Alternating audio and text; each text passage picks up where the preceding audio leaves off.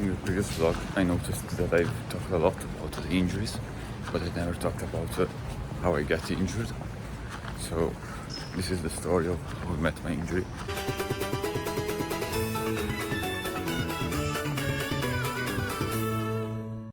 Starting off with tendinopathy was the end of November, start of December of 2024, and I was doing lots of back lever, festo, Maltese, and iron cross training. And for 2 weeks, like, I was feeling my biceps really sore, and I was thinking about stopping, but I had my schedule to follow, so I didn't do that. And yeah, that led me to get really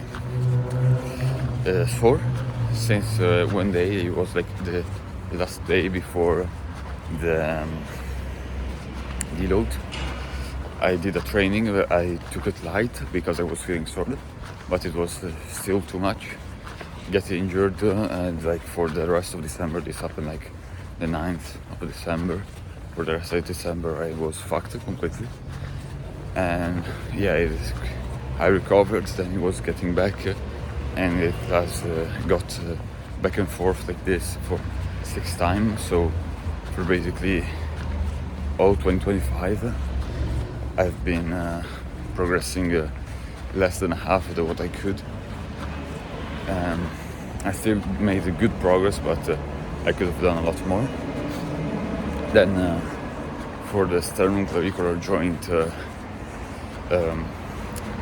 dislocation, I was doing iron cross, and a coach, Nathan Rosesh, put my iron cross. I fixed my iron cross form because I was always too forward. It was like Maltese activation, but without lean.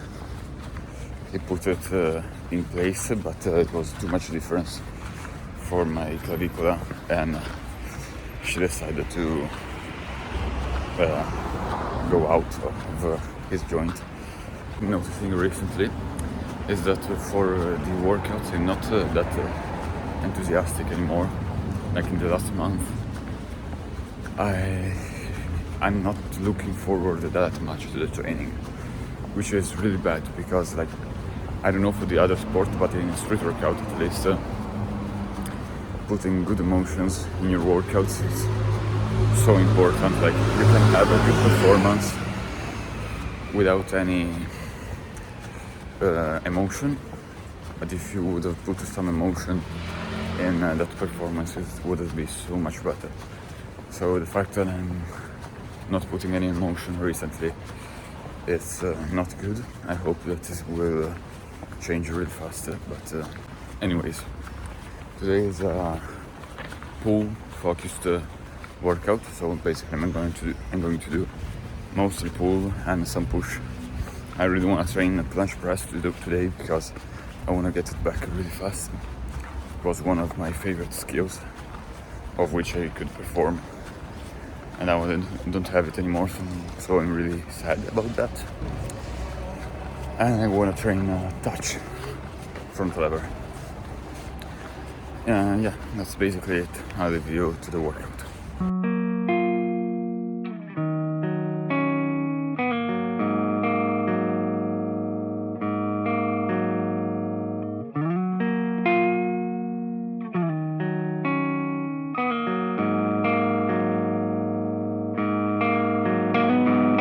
Try and never understand these games, and to stare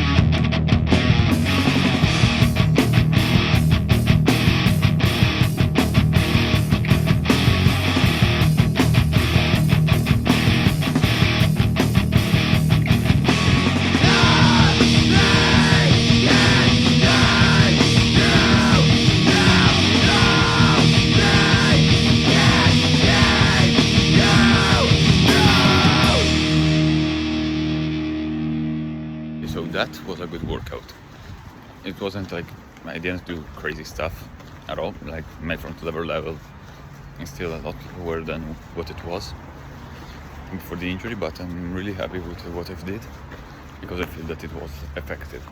Maybe not really strong, but very effective, yes. Also planche was feeling a lot better.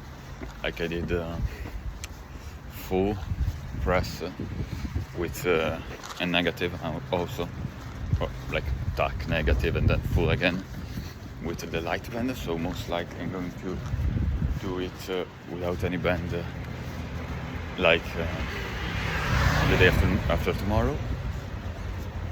So I'm pretty happy with that. And yeah, that's it. I did some good volume after with the bands, some good Victorian. I think that I'll be able to get to harder propedeutics really soon with that band.